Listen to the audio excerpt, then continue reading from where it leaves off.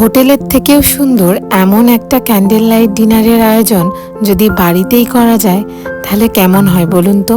তাই আজই একটা স্পেশাল ক্যান্ডেল লাইট ডিনারের আয়োজন আমি কিভাবে করলাম, কি রান্না বান্না করেছি সব কিছুই কিন্তু আজকে আপনাদের সাথে শেয়ার করব। আসসালামু আলাইকুম সবাইকে, কেমন আছেন সবাই? আশা করছি সবাই অনেক ভালো আছেন। আলহামদুলিল্লাহ আমরাও অনেক ভালো আছি।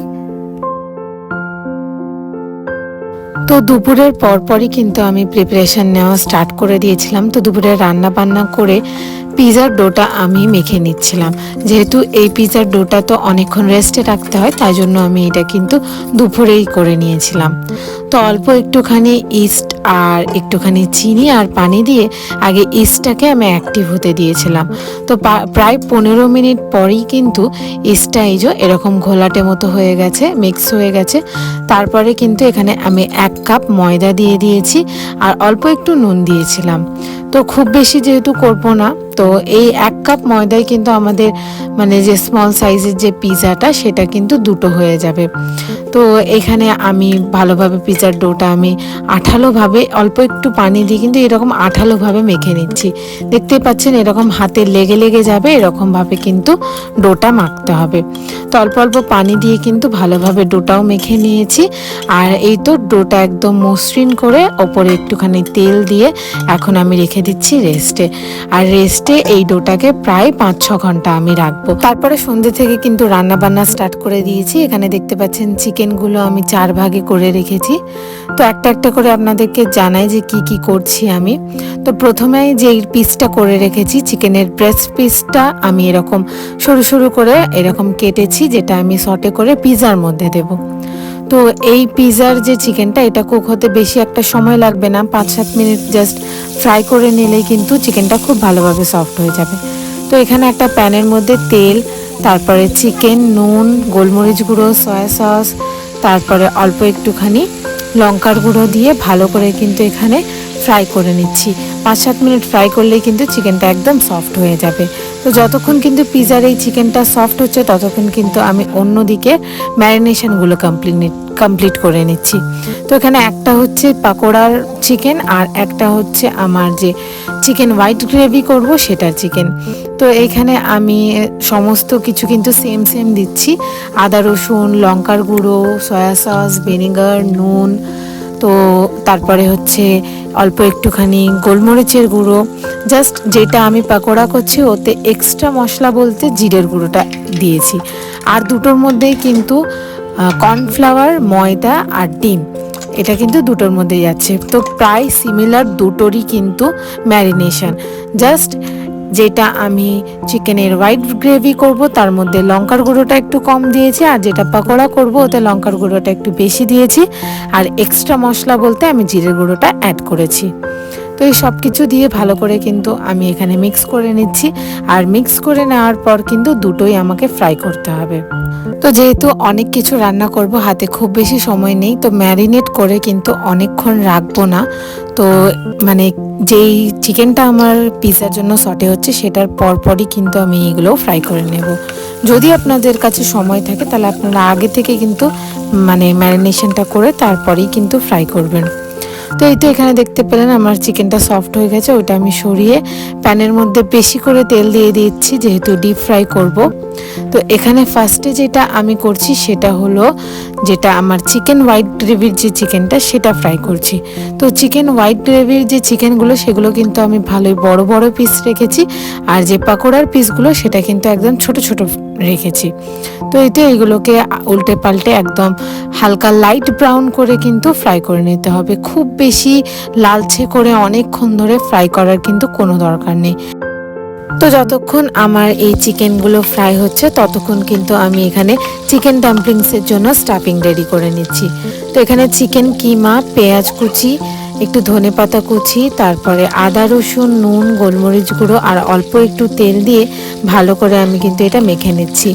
তো চিকেন ডাম্পলিংসের স্টাফিং যত আর কি মানে কম জিনিস দিয়ে বানানো যায় তত কিন্তু খেতে বেশি মজা হয়। তো এখানে আমার মোমোর স্টাফিংটাও রেডি হয়ে গেছে, আর যে আমি চিকেন ফ্রাই করতে দিয়েছিলাম সেগুলোও কিন্তু ফ্রাই হয়ে গেছে। তো এইগুলোকে এখন আমি তুলে নেব, আর এরপর কিন্তু আমি পাকোড়ার যে চিকেনগুলো সেগুলো ফ্রাই হতে দেব। তো পাকোড়ার চিকেনগুলোকে কিন্তু আমি ডাবল ফ্রাই করব। তো সেই কারণে পাকোড়ার চিকেনগুলো এখন একদমই হালকা করে ফ্রাই করব, তারপরে কিন্তু তুলে নেব। তারপর যখন আমরা খেতে বসবো তার আগে আরেকবার ফ্রাই করে নেব। তো এতে করে কিন্তু পাকোড়াগুলো আরও বেশি মুচমুচে হয় আর খেতেও কিন্তু আরও বেশি ভালো লাগে। তো এই তো দেখতে পাচ্ছেন একদম উল্টে পাল্টা একদম হালকা করে কিন্তু আমি ফ্রাই করে নিচ্ছি। দেখুন গায়ে কিন্তু একদমই সেরকম কালার আসেনি। তো এটা যখন আমি আরেকবার ফ্রাই করব তখন কিন্তু একদমই লালচে একটা কালার চলে আসবে। তো যেহেতু এখন হাফ ফ্রাই করছি তো সেই কারণে এরকম একটু হলুদ হলুদ ভাবটা রয়েছে। তো এবার আমি এখন বানাবো পিৎজা। তো ময়দার ডোটা যে আমি বানিয়ে রেখেছিলাম তো সেই ডোটা দেখুন এখানে এতটা ফুলে গেছিলো, তো তারপরে অনেক সফট হয়ে গেছে। তো এরপর আমি যেটা করেছি ময়দাটাকে দুভাগে ভাগ করে নিয়েছি। তো খুব ছোট ছোটই পিৎজা বানাবো আমি, তো তাই জন্য দুটো পিৎজা করছি। তো ইটালিয়ান পিৎজা বানাবো তাই বেসটা কিন্তু একদমই পাতলা হবে। ইউজুয়ালি আমরা পিৎজার বেসটা একটু মোটা রাখি, তো এখানে কিন্তু আমি মোটা রাখবো না, একটু কিন্তু মানে একদম পাতলা টাইপের বানাবো যেমনটা ইটালিয়ান পিৎজাতে হয়ে থাকে। তো এই তো দেখতে পাচ্ছেন আমি এখানে ডোয়ের যে এক ভাগ সেটা কিন্তু এরকম বেলে নিয়েছি আর সাইডগুলো কিন্তু আর একটু পাতলা পাতলা করে দিয়েছি, ঠিক আছে। তো এরপর আমি এখানে পিৎজা সস হিসেবে এখানে শেজওয়ান চাটনিটা ইউজ করছি। এটা চিংসের শেজওয়ান চাটনি। তো ইউজুয়ালি কিন্তু পিৎজাতে শেজওয়ান চাটনিটাই ইউজ করা হয়, তো সেই চাটনিটাই আমি এখানে ইউজ করছি। তো বেশি করে এখানে দিয়ে দিয়েছি চাটনিটা। আর আমি আমুলের যে পিৎজা যে চিজটা সেটা এখানে ইউজ করছি। তো এটা আমুলের যে চিজ বার, তাই জন্য এটাকে এরকমভাবে আমি গ্রেট করে নিচ্ছি। ইউজুয়ালি কিন্তু আমুলের যে ছোট ছোট আর কি মজেরেলা কিউবও পাওয়া যায় একদম ছোট্ট ছোট্ট, সেগুলো জাস্ট সরিয়ে দিলেই হয়। তো এখানে অ্যাভেলেবেল ছিল না, তাই জন্য আমি এই বারটা কিনে এনেছিলাম। তো ফার্স্টে একটা লেয়ার আমি চিজের দিয়ে দিয়েছি, তারপর যে আমি সটে করে রেখেছিলাম চিকেনটা সেটাই ওপর থেকে দিয়ে দিলাম। তারপর অল্প একটু পেঁয়াজ দিয়ে দিচ্ছি। তো ইটালিয়ান পিৎজা ইউজুয়ালি খুব বেশি টপিংস ইউজ হয় না, তো সেই কারণে জাস্ট মানে পেঁয়াজটাই দিয়েছি। তো দিয়ে দেওয়ার পর ওপর থেকে আরও একটু বেশি করে চিজ আমি গ্রেট করে দিচ্ছি। আর বাকি পিৎজাটা হয়ে যাওয়ার পর আমি কিন্তু ওপর থেকে অরিগ্যানো আর চিলি ফ্লেক্স দিয়ে দেবো। তো আজকে আমি পিৎজাটাকে কিন্তু নর্মাল যে রুটি করার যে তাওয়াগুলো হয় তাতেই করছি। তো দেখতে পাবেন যে কিভাবে কত সুন্দরভাবে কিন্তু পিৎজাটা হয়ে যাবে। তো পিৎজাটা এখানে দিয়ে দিয়েছি আর তার উপরে সাইডে সাইডে একটুখানি করে আমি পানি দিয়ে দিচ্ছি। পানি দিয়ে এটাকে কিন্তু ঢাকা দিয়ে আমি 15 মিনিট মতো স্টিম করে নেব একদমই লো ফ্লেমে। তো যতক্ষণ পিৎজাটা হচ্ছে আমি আরেক দিকে কড়া বসিয়ে দিয়েছি। তো এতে আমি বানাবো চিকেনের যে হোয়াইট গ্রেভিটা। তো এখানে আমি অল্প একটু সাদা তেল দিয়ে দিয়েছি, তার মধ্যে দিয়ে দিলাম অল্প একটু আদা রসুনের পেস্ট। আপনারা আর কি এখানে যদি আদা রসুনের পেস্ট না করা থাকে তাহলে কিন্তু আদা রসুনটা কুচি করে ইউজ করবেন। তো ওইটা করতে বেশি সময় লাগতো, তাই জন্য এখানে আমি আদা রসুনের পেস্ট এখানে দিয়ে দিয়েছি। তো এটা একটু সটে করে ওপর থেকে আমি দিয়ে দিয়েছি অল্প একটু চিলি ফ্লেক্স আর একটুখানি কিন্তু কাঁচা লঙ্কা কুচি করে দিয়ে দিয়েছি। তো এটা একটু সটে করে নিচ্ছি। সটে করে নেওয়ার পর ওপর থেকে আমি অল্প একটু পানি দিয়ে দিচ্ছি। তো খুব বেশি পানি দেওয়ার প্রয়োজন নেই, যতটা মনে হবে যে আপনার গ্রেভি আর কি দরকার সেই হিসাবে কিন্তু পানিটা দেবেন। তো এখানে পানিটা দিয়ে অল্প একটু চিনি আর অল্প একটু কিন্তু গোলমরিচ গুঁড়োটা দিয়েছি। আর এখানে অ্যাড করছি অল্প একটু ভিনিগার আর একটুখানি সয়া সস। তো এই দুটোকে অল্প একটু নেড়ে চেড়ে নিয়ে একটুখানি ফুটিয়ে নিয়েছি গ্রেভিটাকে। তার মধ্যে এখন গ্রেভিটাকে ঠিক করার জন্য অল্প একটু পানিতে কর্নফ্লাওয়ার মিক্স করে নিয়েছি। আর এই কর্নফ্লাওয়ারের মিক্সচারটা এখন আমি অল্প অল্প দিয়ে দিয়ে গ্রেভিটাকে কিন্তু নাড়তে থাকতে হবে, নাহলে কিন্তু একদমই জমাট বেঁধে যাবে। এতে দেখতে পাচ্ছেন একটু একটু দিচ্ছি আর একটুখানি নেড়ে নিচ্ছি। তো এখানে কর্নফ্লাওয়ারটা একটু বেশি হয়ে যাওয়াতে অনেকটা বেশি থিক হয়ে গেছে, তো তাই জন্য আমি এর মধ্যে একটুখানি পানিও অ্যাড করে দিচ্ছি। তো পানিটা অ্যাড করে দিলে কিন্তু একদম ঠিকঠাক কনসিস্টেন্সি হয়ে যাবে, ঠিক আছে। তো এটা যখন একটুখানি ফুটে এসছে তারপরেই আমি এখানে চিকেনটা অ্যাড করে দিয়েছি। তো চিকেনটা অ্যাড করে নেড়ে চেড়ে জাস্ট একটুখানি ফুটিয়ে স্টিম করে নিলেই কিন্তু আমাদের এই চিকেন গ্রেভিটাও রেডি হয়ে যাবে। তো খুব বেশি সময় লাগে না, মাত্র 10-15 মিনিট সময় লাগে। এটা দেখতে পেলেন 15 মিনিট হয়তো আমি পিৎজাটাকে কুক করেছি। তো ততক্ষণে কিন্তু আমার চিকেনটাও রেডি হয়ে গেছে। তো এখানে পিজার ওপর দিকটা আর নিচের দিকটা দুটোই কিন্তু ভালোভাবে কুক হয়ে গেছে, চিজগুলোও কিন্তু খুব ভালোভাবে মেল্ট হয়ে গেছে। তো উপর থেকে আমি এখানে চিলি ফ্লেক্সটা অ্যাড করে দিয়েছি। আর লাস্ট মোমেন্টে আমি কিন্তু অরিগ্যানো কোথায় আর কি খুঁজে পাচ্ছিলাম না, তো সেই কারণে দেওয়া হয়নি। তো এখানে কিন্তু একদিকে আমার চিকেন যে গ্রেভিটা বসিয়েছিলাম সেটাও কিন্তু রেডি হয়ে গেছে, জাস্ট ওপর থেকে কিন্তু ধনেপাতা দিয়ে নামিয়ে নিয়েছি। তো আমার যে এখানে ডাম্পলিংসের যে স্টাফিংটা বানিয়ে রেখেছিলাম, তো অল্প একটু ময়দা আমি ছেনে রেখেছিলাম, জাস্ট নর্মালভাবে ছেনে রেখেছিলাম। তো সেইটাই কিন্তু এখানে আমি ডাম্পলিংসগুলো এখানে ফোল্ড করে নিচ্ছি। তো অল্প অল্প একটুখানি আমি চিকেনগুলো দিয়ে যেমনভাবে ঠিক মানে ডাম্পলিংসের শেপ দেয় সেরকমভাবে শেপ দিয়ে নিচ্ছি। আপনারা চাইলে যেরকম ইচ্ছা এটার শেপ দিতে পারেন। তো ইউটিউবে অনেক রকমের প্রসেস আছে যে কিভাবে শেপ দিতে হয়, সেগুলো আপনারা দেখতে পারেন। আমি কিন্তু ইউজুয়ালি ডাম্পলিংসের শেপগুলো এরকমভাবে দিয়ে থাকি, আমার কাছে এটা খুবই সহজ মনে হয়। তো এখানে আমার এইগুলো করা হয়ে গেছে, এগুলোকে এখন আমি একদিকে স্টিম দিয়ে দিচ্ছি আর একদিকে আমি ফ্রাইড রাইসটা করে নেব। তো তার জন্য একটা কড়াই বসিয়ে দিয়েছি, অল্প একটু তেল দিয়ে একটা ডিম আমি দিয়ে দিয়েছি আর একটুখানি নুন দিয়ে এই ডিমটাকে একদম কুচি কুচি করে ভেজে নিচ্ছি। তো এটা আমি এখন ভেজে নিয়ে তুলে রাখবো। তো লাস্টে কিন্তু আমি ফ্রাইড রাইসের মধ্যে এটা অ্যাড করে দেব। তো এটা আমি এখন তুলে নিয়ে এর মধ্যে আবারও অল্প একটু তেল দিয়ে দিচ্ছি। তো তেলটা গরম হয়ে গেলে এর মধ্যে আমি অল্প একটু আদা রসুনের পেস্ট অ্যাড করে দিয়েছি। আপনারা চাইলে এখানে কুচিটাও ইউজ করতে পারেন। তো এইটাকে অল্প একটু ফ্রাই করে নিয়ে আমি অল্প একটুখানি গাজর ছোট ছোট করে কেটে রেখেছিলাম, তো সেই গাজরটাকে একটুখানি সটে করে নিচ্ছি তেলের মধ্যে। আর তারই সাথে আমি অল্প একটুখানি ঝালের জন্য দুটো মতো লঙ্কা কুচি করে দিয়ে দিয়েছি। তো সব কিছু একটুখানি ফ্রাই করে নেওয়ার পর ওপর যে আমি ভাতটা করে রেখেছিলাম ভাতটা দিয়ে দিয়েছি। ওপর থেকে আমি অল্প একটু সয়া সস, ভিনিগার, তারপরে গোলমরিচের গুঁড়ো এগুলো সব আর অল্প একটু নুন দিয়ে ভালো করে কিন্তু মিক্স করে নিচ্ছি। তো নুনটা আমি খুব বেশি দিইনি, যেহেতু আমি এখানে সয়া সসটা ইউজ করেছি বেশি করে, তো ওর মধ্যে কিন্তু অলরেডি নুন থাকে, তো সেই কারণে অল্প একটু নুন ইউজ করেছি। আর সাথে আমি অল্প দিয়েছি শেজওয়ান চাটনি, যে চিংসের যে শেজওয়ান চাটনিটা সেটা আমি ইউজ করেছি, এতে ফ্লেভারটা আরও বেশি ভালো লাগবে। তো লাস্টে যেটা বললাম আমি এগটা যে করে রেখেছিলাম সেই এগটা আমি এখানে অ্যাড করে দিয়েছি। তো ভালো করে মিক্স করে নিলেই কিন্তু আমাদের ফ্রাইড রাইসটা একদমই রেডি হয়ে যাবে।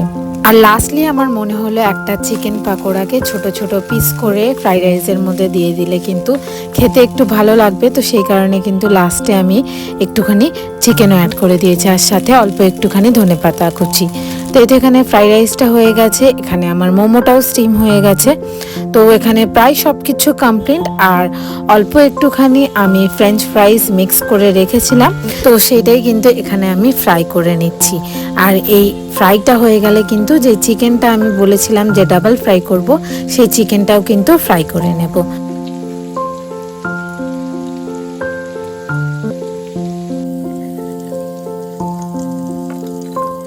তো যতক্ষণ রান্না বান্না আমি করেছি ততক্ষণ কিন্তু আমার হাজব্যান্ডও অনেকটা হেল্প করে দিয়েছে আমার। আর যেগুলো আমি যতক্ষণ রান্না বান্না করছিলাম তারই ফাঁকে এসে কিন্তু রুমটাও একটুখানি সাজিয়ে দিয়েছে। তো এখানে কার্টেন্সগুলো চেঞ্জ করে দিয়েছে, তো নতুন কার্টেন্স এনে রাখা ছিল সেগুলো লাগিয়ে দিয়েছে। আর যে বেডশিটটা আমি পেতে রেখেছিলাম তার উপরেই কিন্তু এই নতুন আরেকটা বেডশিট লাগিয়ে দিয়েছে। আর আমার কিছু পছন্দের ফুল কিনে দিয়েছিল। তো ইদানিং আমার এই ফুলগুলো কিন্তু খুবই ভালো লাগে, আর রোজ তো আমার আগাগোড়াই ভালো লাগে, তো এই ফুলের সাথে কিন্তু রোজও কিনে দিয়েছিল।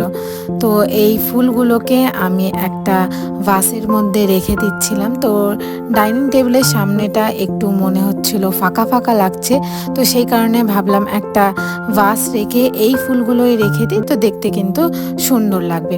তো সেই কারণে এই ফুলগুলোর মধ্যে একটা গার্ডার দিয়ে দিয়েছি যাতে এলোমেলো না হয়ে থাকে, আর সাথে কিন্তু রোজগুলোও রেখে দিয়েছি। তো তো আমি যতক্ষণ খাবারগুলো সার্ভ করছিলাম, আমার হাজবেন্ড এখানে যেই টেবিলে খাবারগুলো রাখবো সেই টেবিলটা একটুখানি সিম্পলভাবে ডেকোর করে দিয়েছে। তো অল্প একটু রোজ পেটালস আর সাথে কিছু ক্যান্ডেলস এখানে দিয়েছে। তো সিম্পলের মধ্যে কিন্তু খুবই সুন্দর লাগছিল টেবিলটা দেখতে। তো এরই ফাঁকে আমি একটু সেজেগুজে নিয়েছিলাম। তো এখানে একটা একটা করে আমি সব খাবারগুলো সাজিয়ে দিচ্ছি।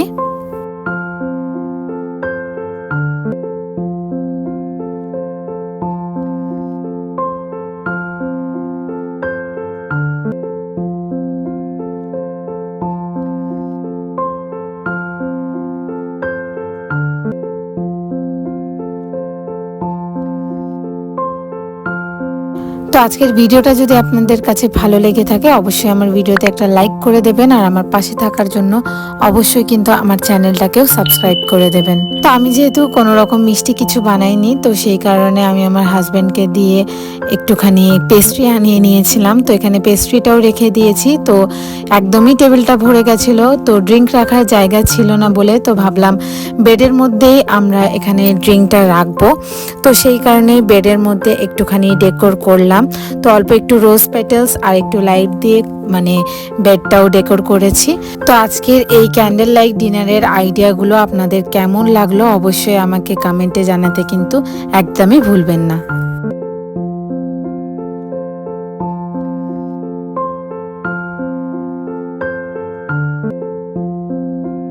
আমার কাছে মনে হয় যে বিয়ের পরের যে জীবনটা, সেই জীবনটা অনেক বেশি ব্যস্তময়। তো একটা মেয়ে থেকে বউ হওয়া, বউ থেকে মা হওয়া, প্রত্যেকটা ধাপে ধাপে কিন্তু মেয়েরা আরও বেশি ব্যস্ত হয়ে যায়, আরও বেশি নিজেকে মানে টাইম না দেওয়া, নিজের যে সম্পর্ক হাজব্যান্ড ওয়াইফের যে সম্পর্ক সেইটাও দেখবেন ধীরে ধীরে ধীরে ধীরে আরও যেন নষ্ট হতে থাকে। তো সেই জিনিসটা নষ্ট না করে নিজের সন্তানকে একটা আলাদাভাবে সময় দেওয়া, নিজের হাজব্যান্ডকে আলাদাভাবে সময় দেওয়া, সব কিছু মেনটেন করা অনেক বেশি জরুরি। তো এই এত বেশি ব্যস্তময় জীবনে একটু একটু এইরকম কিছু করা বা একটু আলাদাভাবে টাইম স্পেন্ড করা, কোথাও ঘুরতে যাওয়া, বাড়িতে এরকম একটা ক্যান্ডেল লাইট ডিনারের আয়োজন করা, এইগুলো একটা হাজব্যান্ড ওয়াইফের সম্পর্ককে কিন্তু আরও বেশি ভালো করে তোলে। আর একটা মেয়েদের ক্ষেত্রে মেয়েরা যে রেগুলার যে রান্না বান্না করা থেকে শুরু করে ঘর সংসারে যত রকমের কাজ থেকে একটা বেরিয়ে এসে আলাদা কিছু রান্না করে সেটাকেই এরকম সুন্দরভাবে ডেকোর করে খাওয়া দাওয়া, একটা প্রিয় মানুষের সাথে টাইম স্পেন্ড করা, এগুলো কিন্তু অনেক বেশি শান্তি দেবে আপনাকে।